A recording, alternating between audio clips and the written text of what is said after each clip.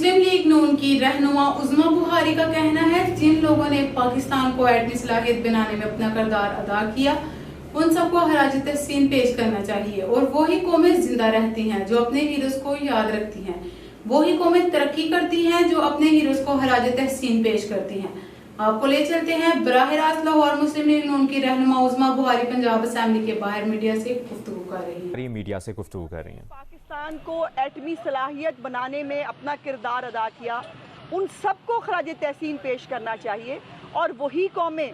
जिंदा रहती हैं जो अपने हीरोज़ को याद रखती हैं, वही कौमें तरक्की करती हैं जो अपने हीरोज़ को खराज तहसीन पेश करती हैं। और बड़ा आसान था मियां मोहम्मद नवाज शरीफ साहब के लिए कि वो भी एक फ़ोन कॉल पे ढेर हो जाते, जैसे बड़े बड़े सूरमा जो हैं वो ढेर हो जाया करते थे। और वो जो है वो उनको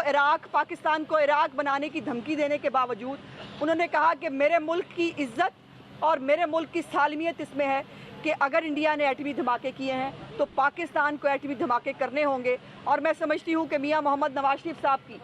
वो कौम से खिताब जो उन्होंने एटमी धमाके करने के बाद किया, वो पाकिस्तान की तारीख़ का एक बहुत बड़ा लेसन है। उसको पाकिस्तान की तारीख़ में सुनहरी हरूफ से लिखा और याद तो किया जाएगा, लेकिन उसको हमें बार बार अपनी कौम को दिखाना भी चाहिए और अपने बच्चों को ज़रूर बताना और पढ़ाना चाहिए कि पाकिस्तान पे क़याम पाकिस्तान के बाद और 1971 की वॉर के बाद जो सबसे मुश्किल वक्त था वो ये वक्त था जब पाकिस्तान ने एटमी धमाके किए। और मियां मोहम्मद नवाज शरीफ साहब जो है उनके बुग़्ज़ में उनका नाम जो है वो लेना बंद कर दें, उनकी तस्वीर दिखाना बंद कर दें, उनकी तकरीर बंद कर दें,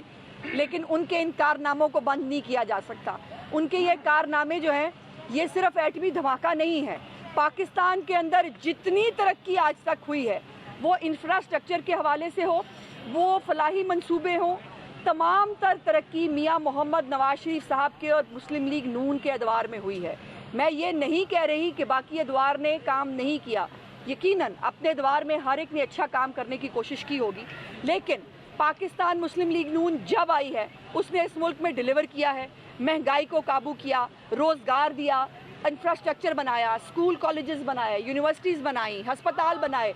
रोड्स बनाई, बिजली के मंसूबे बनाए। आज वो बिजली के मंसूबे जिनके ऊपर आज हमारे सूबाई और वफाकी वज़रा अपने घरों और दफ्तरों में एसी में बैठते हैं, वो वक्त जो है वो याद रखना चाहिए कि जब इस मुल्क में 20 घंटे की लोड शेडिंग होती थी और जो दफातर के अंदर भी काम नहीं हो पाता था, उस वक़्त पाकिस्तान मुस्लिम लीग नून ने 2013 में आकर जो बिजली के मंसूबे शुरू किए वो आज पाकिस्तान की तरक्की को आगे ले जाने के लिए काफ़ी हैं। और आज जो पाकिस्तान की मईशत के गलत अदाद व शुमार देकर जो ये पहले भी हुकूमत कर चुकी है, ये नहीं है कि पहली दफ़ा कर रहे हैं, इन्होंने पिछले बजट के अंदर भी गलत अदाद व शुमार दिए जिसको बाद में एक्सेप्ट करना पड़ा कि हमने झूठ बोला था। ये इतने बड़े झूठे हैं कि हाउस में भी झूठ बोल लेते हैं, ये इतने बड़े झूठे हैं कि इनको झूठ बोलते हुए ज़रा सी भी शर्म और हया नहीं आती। आज इसके साथ साथ एक दूसरी बात जो मैं ज़रूर इस हवाले से पहले करना चाहती हूँ वो ये है कि मियां नवीद साहब हमारे पाकपतन से एमपीए हैं, उनका एक झगड़ा हुआ एसी के साथ और उस एसी के साथ झगड़े के ऊपर एक गलत कंकॉक्टेड एफआईआर जो है वो दर्ज की गई। मियां नवीद साहब ऑन रिकॉर्ड मौजूद हैं और वो तमाम पुलिस के एहलकार जो उस वक़्त ये मियां नवीद साहब और एसी साहब दोनों इकट्ठे पुलिस स्टेशन गए अपनी एफआईआर दर्ज कराने के लिए, लेकिन उनकी एफआईआर तो दर्ज नहीं की, उल्टा मियां नवीद साहब के ऊपर जो है वो एफआईआर दर्ज कर ली। अगर एसी के साथ बदतमीज़ी करना बड़ा जुर्म है तो फिरदौस बाजी को जो है वो तमगे की शक्ल में मिलते हैं। क्या इस इमरान खान साहब ने कौन कौन से सरकारी अफसर का जो है उसके साथ बदतमीज़ी नहीं की, गिरबान पकड़ने की बात नहीं की, थानों पर हमले नहीं किए, ये सब हुआ। चले ये तो हुआ सो हुआ, अदालत ने उनकी ज़मानत मुस्तरद की, लेकिन उसके बाद कल रात से जो सलूक उनके साथ किया जा रहा है, जानबूझकर उनके सेल की बत्ती ऑफ की गई, सारी रात वो बग़ैर लाइट के बग़ैर पंखे के उनको थाने के अंदर रखा गया। उसके बाद उनको जो है वो उनको कहा गया कि जी हमें हुक्म है कि आपकी हथकड़ी नहीं खोली जाएगी, और हथकड़ी भी आपको लगाकर आपका हाथ यूँ रख कर उनको आज 2-2.5 घंटे का सफ़र तय करा के उनको आज पंजाब असम्बली में लाया गया है। तो मैं सवाल पूछना चाहती हूँ कि इनके इतने इतने बड़े खांचे हों, वो रिंग रोड हो, वो आटा चीनी चोरी हो, वो जो मर्जी हो, उसके ऊपर एंटी करप्शन तहकीकात करेगी। और एंटी करप्शन ने आज तक, मैं पूछना चाहती हूँ, कहाँ छापा मारा? क्या वजीर आला हाउस में, वजीर आजम हाउस में छापा मारा? क्या गुलाम सरवर को, जुल्फी बुखारी को अरेस्ट किया? क्या वहाँ से उनके दफातर से जो हाउसिंग सोसाइटीज़ हैं वहाँ पर किस किस ने कितने कितने अरब की ज़मीन बेची, उसका कोई रिकॉर्ड कब्जे में लिया?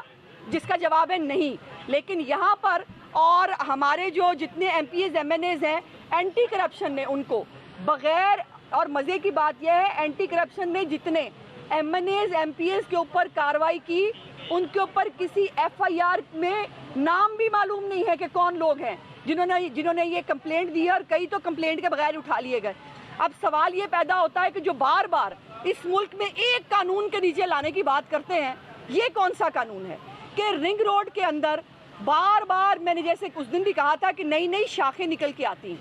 और अब तो हमारे वजीर दाखिला साहब, मैं भी सोच रही थी पिंडी का मामला हो, अरबों रुपए की दिहाड़ी हो, तो शेख रशीद साहब कैसे पीछे रह जाएंगे? तो वो भी अब बात सामने आई कि शेख रशीद साहब ने भी इस गंगा में हाथ धोए हैं, और इन सब लोगों को अरेस्ट किए बगैर, इन लोगों से तफ्तीश किए बगैर रिंग रोड की इंक्वायरी नहीं हो सकती। और अब मैं पूछना चाहती हूँ कि अगर वज़ीर आज़म पाकिस्तान, जो 3 दफ़ा इस मुल्क के मुंतखब वज़ीर आज़म थे, उनके ख़िलाफ़ पनामा का केस चला, डेली हेयरिंग हुई, और डेली हेयरिंग होने के बाद जो है उनको सज़ा सुनाई गई, हमारे लोगों को अरेस्ट किया गया, जो भी सियासी मुकदमात बनाए, इनको आज तक। और फिर मज़े की बात यह है कि यावर बुखारी साहब जो एक वज़ीर हैं, यहाँ हमारे सूबाई वज़ीर हैं,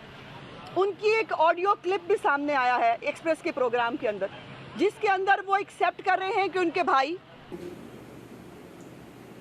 मज़ीद अपडेट के लिए देखते रहें KNN न्यूज़ लाइव।